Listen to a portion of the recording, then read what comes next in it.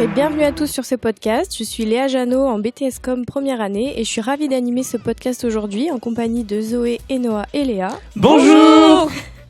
Chers auditeurs, j'espère que vous avez passé des bonnes fêtes. Aujourd'hui, mes invités ont décidé de parler de sujets qui vous concernent tous. Zoé, de quoi tu vas nous parler ? Eh bien, mes chers auditeurs, en tant qu'étudiants, il y a beaucoup de formations qui s'offrent à nous. Est-ce que vous avez donc déjà ressenti le doute ? C'est vrai que c'est assez fréquent. Et donc moi, aujourd'hui, je serai votre conseillère. Merci Zoé d'être notre conseillère aujourd'hui. Et Noah, il me semble que ton sujet il a un lien avec celui de Zoé. Effectivement, alors tout d'abord, je voulais te remercier de m'avoir invité sur le podcast. Avec plaisir. Et du coup, ça va parler en fait dont on a l'impression de courir après le temps. Moi déjà, ce matin, j'ai dû courir après le bus pour venir en cours. Mais j'ai hâte d'écouter ton anecdote. Et toi Léa, de quoi tu vas nous parler ? Moi, je vais vous parler de en quoi les études supérieures préparent-elles vraiment à la vraie vie et au monde professionnel qui nous attend après. Et je pense qu'on va passer un super moment. Vos sujets ont l'air super intéressants. On va commencer donc par un sentiment qu'on connaît tous, celui de courir après le temps. Donc Noah, pourquoi on a cette impression ? En fait, on a l'impression parce que tout va beaucoup plus vite qu'avant. On est constamment sollicité en vrai, messages, réseaux sociaux, travail, études et les obligations personnelles. On a toujours quelque chose à faire, quelque part à être, quelqu'un qui répond même. Du coup, le temps n'est plus vécu comme quelque chose qu'on prend, mais plutôt quelque chose comme qu'on subit. En plus, quand on essaie de gagner du temps, on a plus l'impression d'en perdre, je sais pas vous. C'est vrai, t'as raison. T'as aussi cette impression, Léa ? Oui, par exemple, dès que je prends un peu de repos, c'est vrai que j'ai l'impression de perdre du temps. Oui, je suis d'accord avec toi. Et forcément, quand on parle de temps, on peut pas éviter un sujet qui prend énormément de place dans nos vies, surtout à nous les jeunes, c'est les écrans et les réseaux sociaux. Donc qu'est-ce que ça joue comme rôle dans tout ça ? Ah mais bien sûr, les réseaux sociaux, c'est vraiment l'un des piliers entre guillemets d'une perte de temps.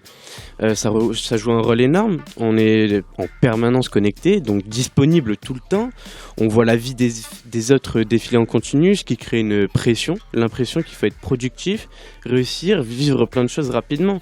Je sais pas vous, quand vous regardez les réseaux sociaux, souvent il y a des jeunes de 20 ans de notre âge qui ont déjà la belle vie, qui vivent à Dubaï et qui vous disent dépêchez-vous de faire votre vie, plus tard ça sera plus possible quoi. Oui, c'est vrai qu'avec les influenceurs de nos jours, ça fait un peu rêver, mais bon, on sait que c'est pas la vraie vie. Mais c'est vrai qu'on est aussi toujours sollicité, je sais pas vous, mais moi même en cours, je suis tentée tout le temps de regarder mon téléphone, mes messages. Bien sûr, je te coupe, désolé. Mais c'est vrai que les écrans, ça attire notre attention. On fait jamais une seule chose à la fois, ce qui donne l'impression que le temps il passe encore plus vite. On constate aussi que à cause des écrans, il y a 42% des Français qui estiment qu'ils passent trop de temps sur leurs appareils. Vous imaginez ? Tiens, étonnant. Donc la moyenne, c'est environ 4 heures par jour devant l'écran, selon Arcep. Ouais. Toi Zoé, tu ressens ça aussi ? Oui, c'est vrai qu'on est vraiment constamment sur nos téléphones et on a vraiment ce sentiment en fait de culpabilité. On se dit on n'arrive pas à sortir de ce cercle vicieux en fait. On scrolle et à la fin on se dit mais purée, j'ai rien fait, j'ai pas du tout été productif et voilà, on culpabilise en fait de perdre notre temps. Ouais, c'est ça exactement. En fait, on perd vraiment du temps sur nos téléphones tout le temps. Et d'ailleurs, par rapport à cette pression qu'on peut avoir, Noah, tu penses qu'elle vient plutôt de l'extérieur ou de nous-mêmes ? Je pense que c'est un mélange des deux.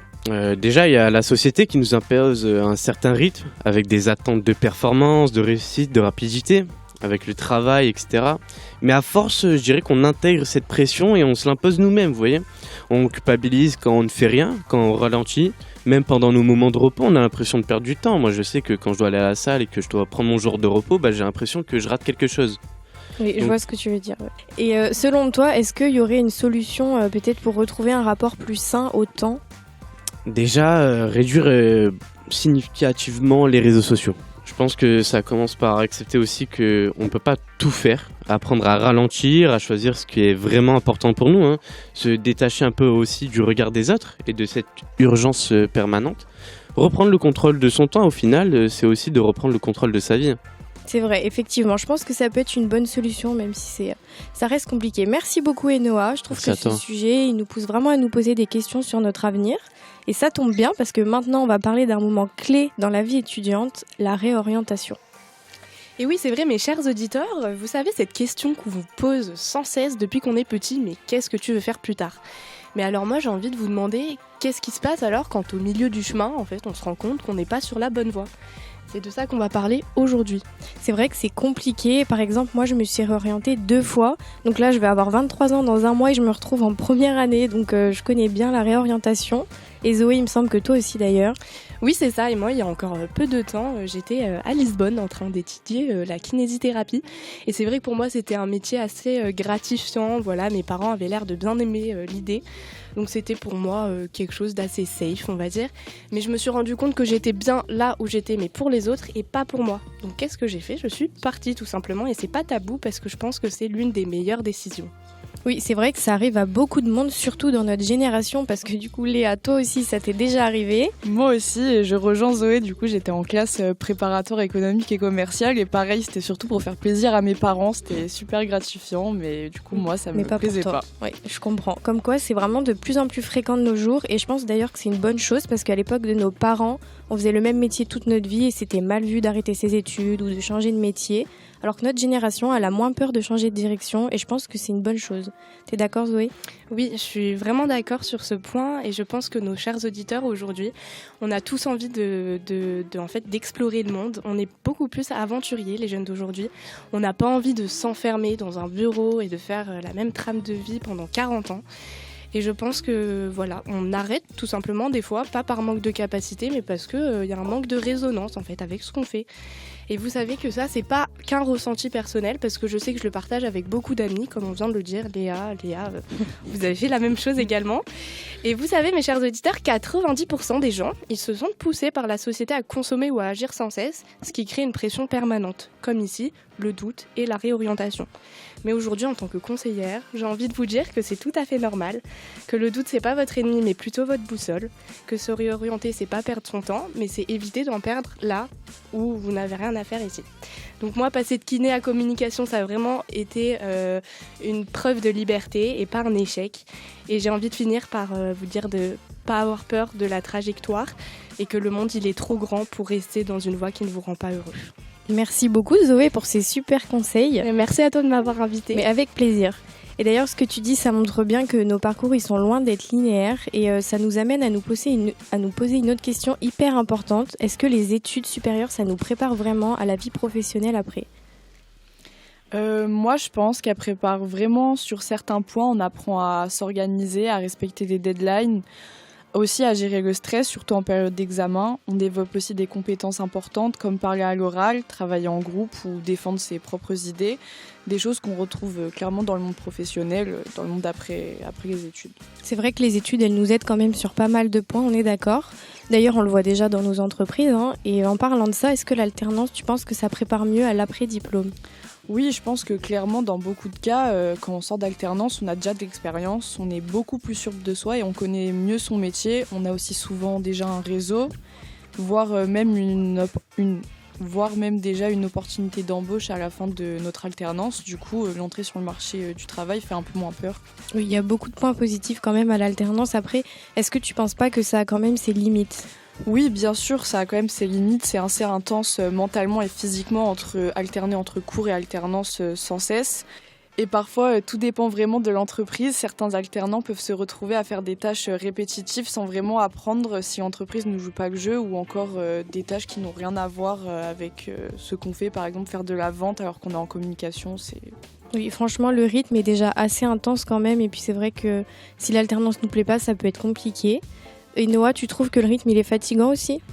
Bien sûr, on a l'alternance, on a les études, il faut réviser chez soi aussi quand on a des contrôles par exemple. Après, il y a bien sûr, il y a beaucoup de pression quand on passe directement du lycée à l'alternance. Donc voilà, c'est un nouveau monde qui s'offre à nous, j'ai envie de dire. Et c'est ce que j'allais dire, pour toi c'est un gros changement vu que toi tu ne t'es pas réorienté et que tu sors tout juste du lycée, donc ça doit être assez éprouvant. Alors, je tiens à préciser quand même que je me suis réorienté, j'étais en BTS-Com, mais j'étais en BTS NDRC, mais je me suis retrouvé en BTS-Com, t'inquiète. Une réorientation très rapide. Ouais, c'est ça.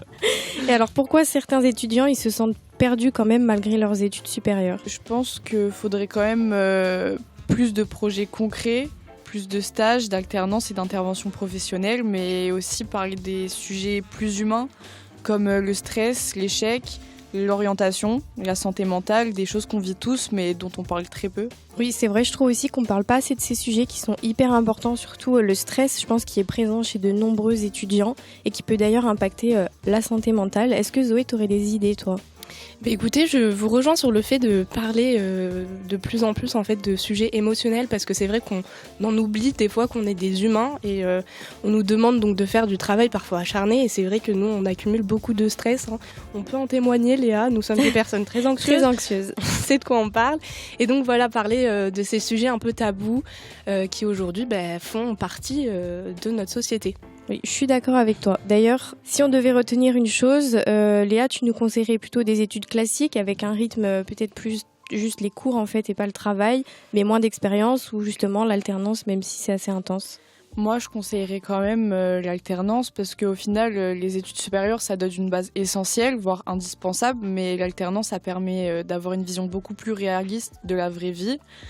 Le diplôme, c'est un outil, mais l'expérience, c'est ce qui nous forme vraiment. Et je pense que c'est l'équilibre entre les deux qui nous aide à avancer. Et oui, c'est d'ailleurs pour ça, je pense qu'on est tous en alternance aujourd'hui. Donc merci à vous trois pour vos échanges, c'était super enrichissant. Merci à toi. Et merci aussi à vous, nos auditeurs, d'avoir pris ce temps avec nous. Et si ce podcast vous a parlé, je pense que c'est pour vous montrer que vous n'êtes vraiment pas les seuls dans vos situations et qu'il y a toujours des solutions. Et en tout cas, je vous remercie. On se retrouve très vite pour le Com Challenge d'ailleurs qui se déroulera en février. Et je vous dis à bientôt. Bisous. Bisous.